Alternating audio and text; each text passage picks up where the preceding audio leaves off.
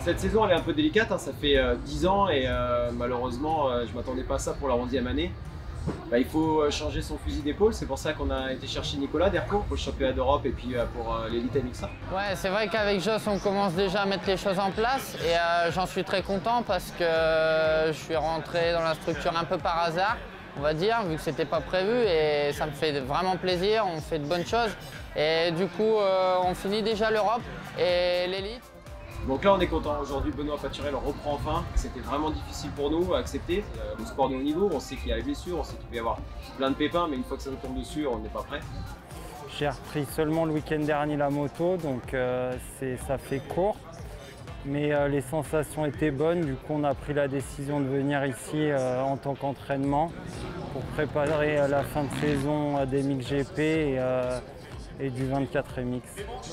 Concrètement, déjà de reprendre du plaisir, de reprendre des sensations, du physique. Donc je pense que c'est une bonne chose déjà de revenir à la compétition et monter en puissance pour, à partir du mois de septembre, revenir à 100%.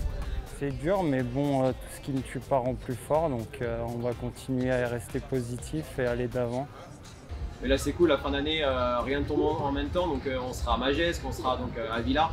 On est vraiment contents, nous ça fait des années qu'on fait championnat de France Élite, beaucoup de nos partenaires sont français, donc du coup pour nous on a vraiment à cœur de continuer sur ce championnat. On représente la France, on représente vraiment des partenaires nationaux, donc c'est vraiment très important, ça fait 4 ans qu'on a le titre.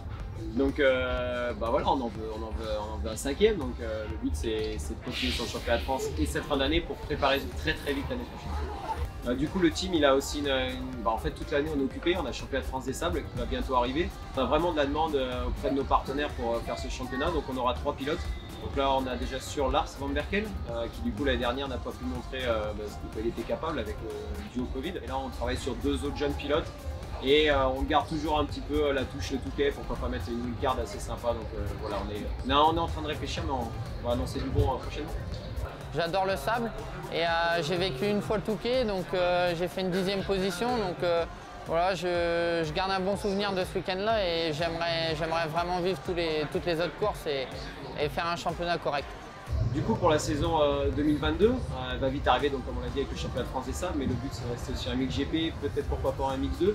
On est en train de réfléchir, nous on aime aller dans la longévité aussi bien les partenaires que les pilotes, donc on espère que Benoît va vraiment bien se remettre, il va être capable de pouvoir montrer aux partenaires, aux sponsors, il a sa place en MXGP, donc c'est pour ça c'est bien, il nous reste un bon 12 Grands Prix. Donc il va avoir le temps de pouvoir montrer à tout le monde qu'il a sa place en Grand Prix et que nous on peut continuer avec lui. Donc là dans les futures semaines on va y voir plus clair, mais voilà, le team c'est de continuer le championnat de France MX1, le Touquet, championnat de France des sables et la touche MXGP ou MX2, on est en train de mettre tout ça en place.